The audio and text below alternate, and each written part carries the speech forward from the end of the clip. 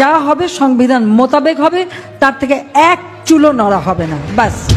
এদিকে জাতিসংঘের দ্বিতীয় চিঠি অবশেষে বাতিল হলো শেখ হাসিনার মৃত্যুদণ্ডের রায়। এদিকে বিশাল সুখবর পেতে চলেছে আওয়ামী লীগ। সকল প্রকারের জল্পনা কল্পনার অবসান ঘটিয়ে আগামী 7 ডিসেম্বর প্রত্যাবর্তন হতে যাচ্ছে প্রধানমন্ত্রী শেখ হাসিনা। এদিকে এবার ডক্টর ইউনূসের জন্মস্থান হাটহাজারীতে হটা ইউনূস বাঁচাওদের স্লোগানে বিশাল বিক্ষোভ মিছিল। এদিকে লন্ডনের সকল মন্ত্রী এমপিরা একত্রিত হয়েছে, খুব শীঘ্রই বাংলাদেশের জন্য ভালো কিছু হতে যাচ্ছে।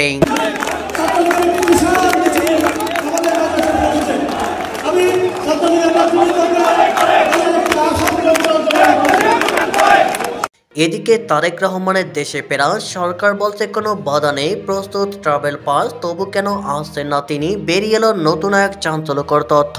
আগুন জ্বলবে বাংলাদেশে, কেনই প্রশ্ন করছি, কারণ পাল্টা আন্দোলনে নামার সিদ্ধান্ত নেওয়া হয়েছে শেখ হাসিনার আওয়ামী লীগের দলের তরফ থেকে। 30 নভেম্বর থেকে লাগাতার আন্দোলনে ডাক দিয়েছে লীগ। তত্ত্বাবধায়ক সরকারের উপদেষ্টা মোহাম্মদ ইউনূসের পদত্যাগের দাবিতে সর্বাত্মক আন্দোলনে নামছে এই মুহূর্তে তারা। কদিন আগেই ঢাকা ট্রাইব্যুনাল প্রাক্তন প্রধানমন্ত্রী শেখ হাসিনাকে মানবতা বিরোধী অপরাধে দোষী সাব্যস্ত করে ফাঁসির সাজা দিয়েছে, আর তারপর থেকে নতুন করে দিকি দিকি করে আগুন জ্বলতে শুরু করেছে বিক্ষোভের আগুন। এদিকে জাতিসংঘের দ্বিতীয় চিঠি অবশেষে বাতিল হলো শেখ হাসিনার মৃত্যুদণ্ডের রায়।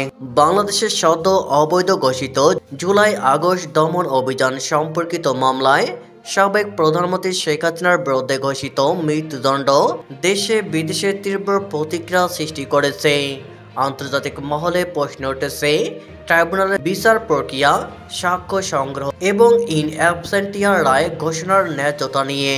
এরই মধ্যে জাতিসংঘ ও যুক্তরাষ্ট্রের রাজনীতিতে প্রভাবশালী ব্যক্তিত্ব ডোনাল্ড ট্রাম্পের সরাসরি হস্তক্ষেপে পুরো মামলার রায় বাতিল অথবা পুনর্বিবেচনার সম্ভাবনা তৈরি হয়েছে বলে কূটনৈতিক সূত্রগুলো জানিয়েছে। জাতিসংঘের জরুরি বৈঠক নিউ ইয়র্কে জাতিসংঘ মানবাধিকার কাউন্সিলের বিশেষ অধিবেশনে বাংলাদেশের আইসিটি 1 ট্রাইব্যুনালের রায় নিয়ে বিস্তারিত আলোচনা হয়। বিশেষ করে 3টি বিষয়ে উদ্বেগ প্রকাশ করা হয়। 1. অভিযুক্তের অনুপস্থিতিতে রায়। 2. প্রতিরক্ষা দলকে পূর্ণ স্বাধীনতা না থাকা। 3. আন্তর্জাতিক মানবাধিকার মানদণ্ড লঙ্ঘনের অভিযোগ। পরিস্থিতির গুরুত্ব বিবেচনায় জাতিসংঘ মহাসচিব একটি স্বাধীন তদন্ত কমিশন পাঠানোর প্রাথমিক সম্মতি দেয়। ডোনাল্ড ট্রাম্পের কঠোর অবস্থান।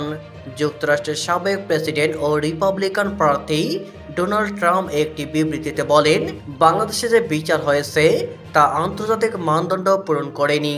আমরা চাই না কোনো রাজনৈতিক প্রতিহিংসা আড়ালে বিচার ব্যবস্থাকে ব্যবহার করা হোক। তিনি আরও জানান, যুক্তরাষ্ট্রের কংগ্রেসের রায়টি স্থগিত করার পক্ষে বিশেষ প্রস্তাব উপস্থাপিত হবে এবং প্রয়োজনে ওয়াশিংটন মধ্যস্থতায় ভূমিকায় নামবে। আন্তর্জাতিক চাপ বাড়ছে। ইউরোপীয় union, human rights watch, amnesty international সহ বিভিন্ন সংস্থা বলছে বাংলাদেশের আইসিটি 1 আদালত অতীতে আন্তর্জাতিক মান পূরণ না করার অভিযোগে বিতর্কিত ছিল, তাই নতুন রায়টিও যথাযথ পুনর্বিবেচনার দাবি রাখে। ঢাকার কূটনৈতিক মহলে তীব্র আলোড়ন। ঢাকায় অবস্থানরত একাধিক রাষ্ট্রদূত জানিয়েছেন, যদি জাতিসংঘ আনুষ্ঠানিকভাবে তদন্ত ঘোষণা করে তাহলে রায়টি স্থগিত বা বাতিলের পথ খুলে যেতে পারে। ট্রাইব্যুনালও এমন চাপের মুখে পুনরায় শুনানির ব্যবস্থা করতে বাধ্য হতে পারে। বাংলাদেশ সরকারের প্রতিক্রিয়া। অন্তর্বর্তী প্রশাসনের এক শীর্ষ কর্মকর্তা জানান, সরকার আন্তর্জাতিক আইন ও মানবাধিকার চুক্তি অনুসারে সব ধরনের সহযোগিতা করবে। রায় পুনর্বিবেচনার বিষয়ে রাজনৈতিক প্রভাব থাকবে না। জনমত 2 ভাগে বিভক্ত।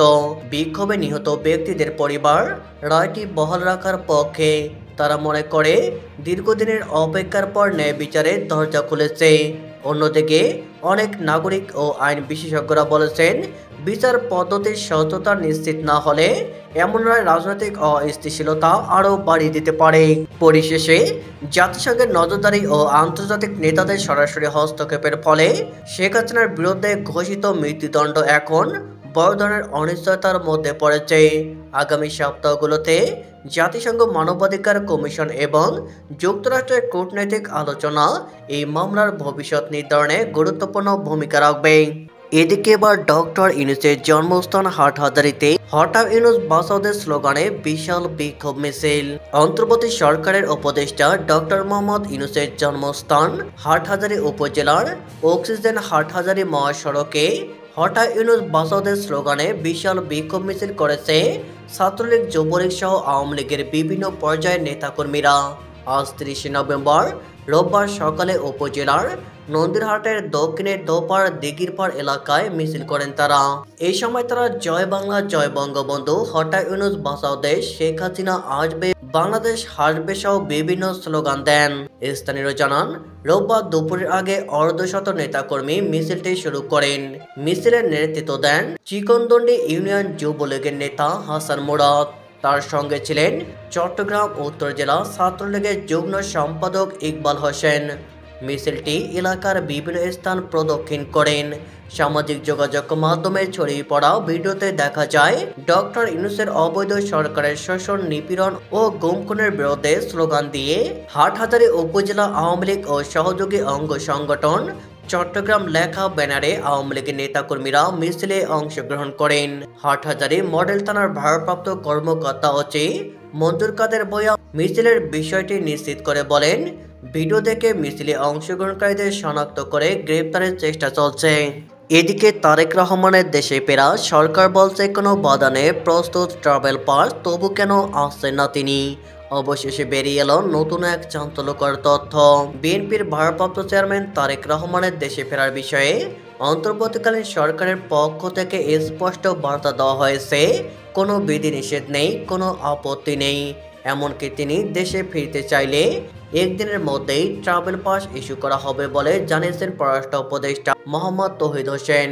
গতকাল শনিবার বিকেলে প্রধান উপদেষ্টার প্রেস সচিব শফিকুল আলম নিজের ভেরিফাইড ফেসবুক পেজে লেখেন, বিএনপির ভারপ্রাপ্ত চেয়ারম্যান জনাব তারেক রহমানের দেশে ফেরার বিষয়ে অন্তর্বর্তী সরকারের কোনো বিধিনিষেধ বা আপত্তি নেই। এর কয়েক ঘন্টা পরে পররাষ্ট্র উপদেষ্টা তৌহিদ হোসেন সাংবাদিকদের বলেন, তারেক রহমান যদি দেশে আসতে চান, পররাষ্ট্র মন্ত্রণালয় একদিনের মধ্যে ট্রাভেল পাস ইস্যু করবে।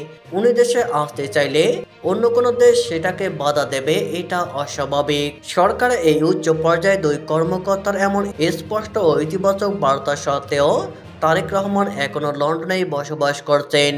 বিএনপি নেতা কর্মীদের একাংশের মতে, অসুস্থ মা সাবেক প্রধানমন্ত্রী বেগম খালেদা জিয়াকে দেখতে তিনি মুখিয়ে আছেন, কিন্তু দেশে ফেরার কোনো সুনির্দিষ্ট তারিখ বা পরিকল্পনা এখনো প্রকাশ করেননি। এ নিয়ে রাজনৈতিক মহলে প্রশ্ন উঠেছে, সরকার যখন এতটা নিশ্চয়তা দিচ্ছে, ট্রাভেল পাসেরও গ্যারান্টি দিচ্ছে, তখন কেন তারেক রহমান দেশে ফিরছেন না?